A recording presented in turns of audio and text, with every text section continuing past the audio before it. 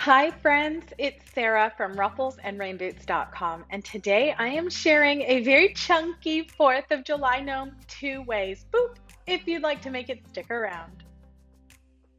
Please like this video so I know you're here crafting with me.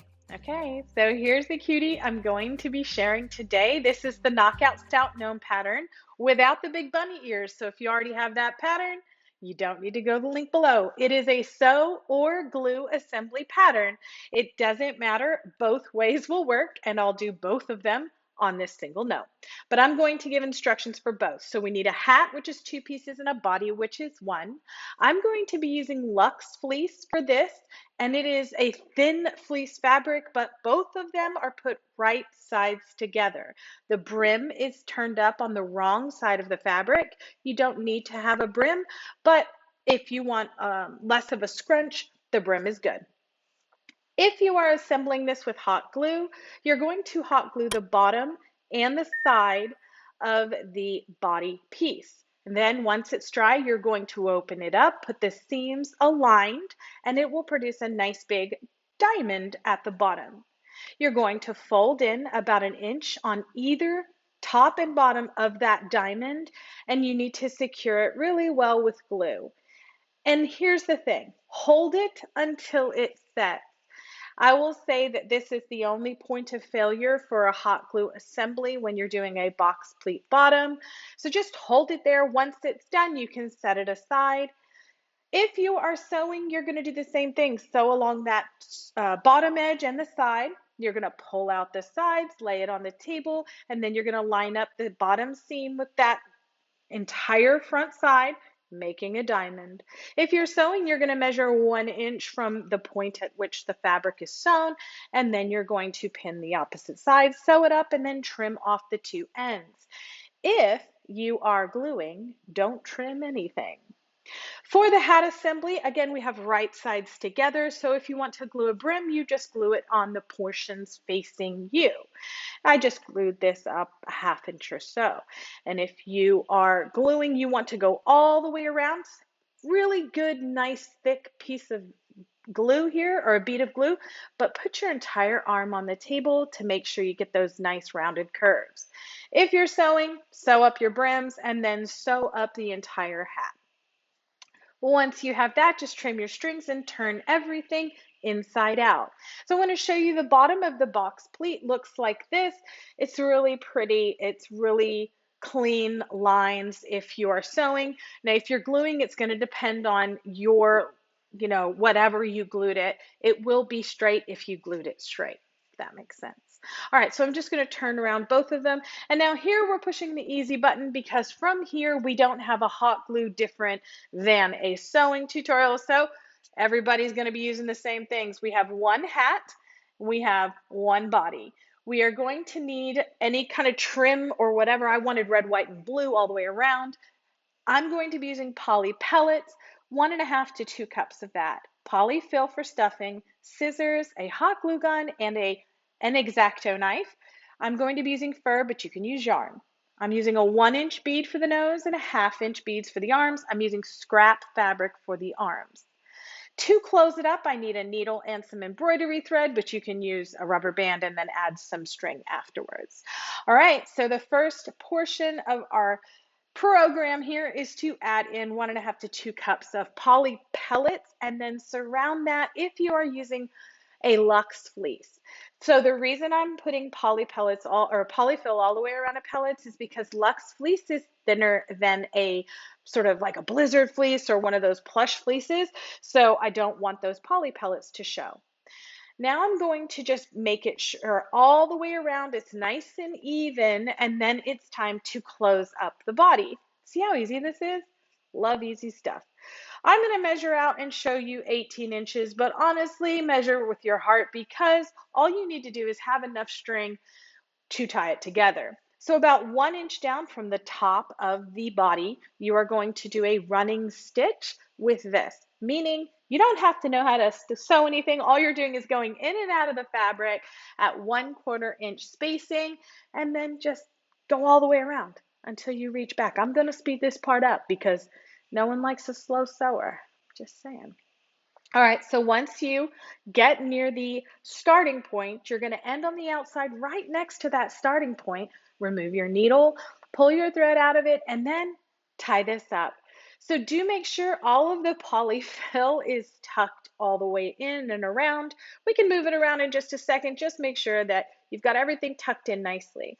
Another part I'm going to speed up is my over knotting and gluing situation that I always do on the bodies. So I'm just going to speed that up so you don't have to watch that. And then I'm just going to cut these off so they don't show. Obviously, I have to do my drop test because I am now going to slip on the hat to give me an idea of where to create the gnome beard and the gnome nose. By the way, if you use Luxe Fleece, please know that it sheds insanely, but it is really soft. And you can get it on sale at Joann's for pretty cheap. Okay, so I'm just going to scrunch up my hat, pin it, and that is going to allow me to set it aside and move to the beard. For the beard, I'm going to do a sort of notched V shape that's going to be 3 inches wide. So I'm just going to score the 3-inch mark, and then it's going to be about 2 inches wide down. You can make yours longer. You can make yours a U shape. You can make a beard out of yarn or raffia or doll hair, anything you'd like. This is just a suggestion. I like to show you many, many ways to use my patterns so that you get the most for your money. So I'm going to create the beard by just scoring that fabric backing and yanking it apart. This avoids you cutting through the pretty fur.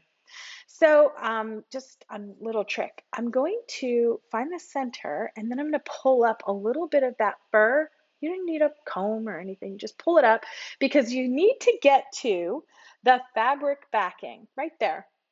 Hard to see on white, but I promise you, if you glue to that fabric backing, 2 things are going to happen. One, your nose is going to stay in place. And number 2, you have the nice little drape of faux fur down the sides or over the top of your nose. I don't know what's going on with those little hand beads over there just rolling off my table. How rude. All right, so I'm just going to move the pin onto the body so I can pull up my hat and put on this gnome beard. Now you can sew this on if you feel so inclined. I, however, am a lazy crafter, so I'm going to use my hot glue gun and affix it that way. If you're new to working with faux fur, just try not to get any glue in the faux fur. It's kind of a pain to get out. Yeah, sometimes I just cut it out if it accidentally happens. But we're going to position our beard wherever you have your indicator. I'm going to also lift up the very, very bottom to make sure I glue down this fabric backing all the way around. And if you sell your gnomes, please do this. I get a lot of emails from people who have bought gnomes saying, why is it coming apart? And then I have to explain to them it's not coming apart. You can glue it. All right, so I'm just going to apparently wipe my glue gun on the poor little gnome belly. And I'm going to pull up the sides, making sure that those are all tailored and fixed down as well. Again, I have a comb right next to me, not sure why I feel the need to use my fingers, but now it's time to pop on the hat. I'm going to pin mine in place, and you can absolutely glue yours. You can be done with it here and just start the decoration phase. You can add a big wooden heart if you wanted to the bottom. Just glue the body right on top of a 3.5, 4-inch heart, and you will have the cutest little gnome feet. Isn't that easy? But I'm going to be a little extra and make some arms out of scrap fabric to show you how.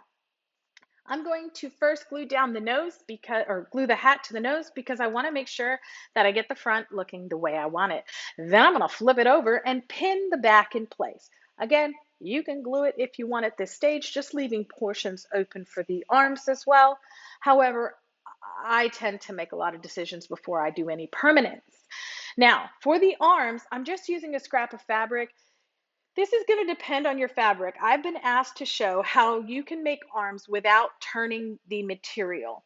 All you need is to make sure it fits with a seam around whatever you're using for the hand. If you're using a mitten for the hand, you don't have to worry about it. Just tuck that mitten onto the end of the arm.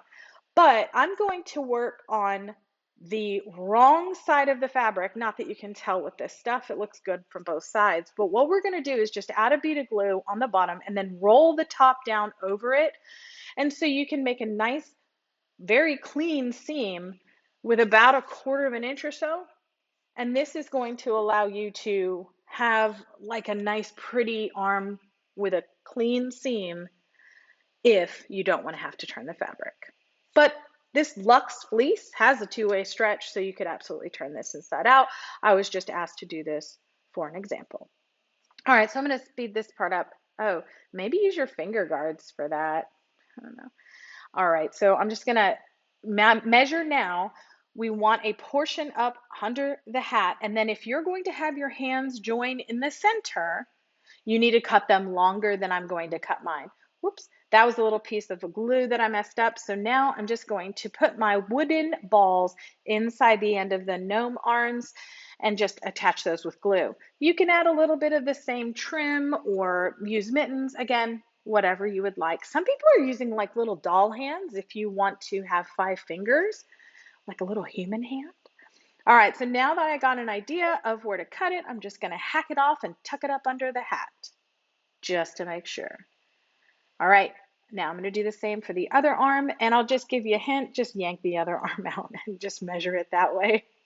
It's a lot easier. Okay, you can stuff your arms. I personally do not like it with this pattern, only because he's a very chunky gnome. And if you have stuffed arms, it just splays them out like he's gonna hula hoop or something. I don't know. I don't know that I should be left alone today. I really want to hula hoop because I saw it on the TikTok. Okay, so now what we're gonna do is now we have both arms. I pulled my stuffing out because I wanted them flat. You can also add wire, your choice. I'm going to now assemble his little arms, but first I'm going to glue down the actual hat so that, because the arms can move, right? But we want the hat where we want it. So I'm just gonna lightly lift up that edge and then press it down. You don't need a lot of hot glue, you just need it to go all the way around. I'm leaving 2 pieces open on the sides where I can pop in my arms. I'm going to remove the pin, tuck them up on that under there, and then I'm going to glue under the arm to the body and also over the arm onto the hat. And then I'm going to tuck down my little hat brim pieces. Isn't this easy? I love this guy. He is so chunky. If you're afraid of a chunky gnome, this is not him. This is not for you. Look, I'm going to give him a mustache. Look at that. Okay, now I'm going to use Sherpa fleece for the trim. And if you've never worked with this before, it's super fun, hides a lot of errors, but do cut it and then pull the edges off. To hide all of the rough edges, we're going to put both of the top and bottom edges right to the center. Do that all the way down and then take that seam side and glue that on. I use 2 rows of glue for anything about 3/4 of an inch or more, which this is. It ends up being 1 inch because I cut it at 2 inches wide. So I'm just gonna glue that all the way around, again, a top and a bottom, just making sure that my glue stays away from the edge. Watch this, look how cute. Oh, perfect fit. Don't you love that? Then I spent 20 minutes deciding what should I decorate? Should I make something with my Cricut? And then I remembered a lesson. Always wipe anything pre-made. I ruined one of my little Valentine gnomes one time, and that is a lesson I learned. So I am going to get out some paint because I don't like this rusty color for my bright white. I'm going to add black on the edges and the tops of these little rustic stars that I got at the lobby of the hobbies. And then I'm going to paint the top white, letting that black come through. Use my hair dryer because I misplaced my heat gun. And then I'm just going to thread some of the same embroidery thread we use onto the hat and then tie on this little star.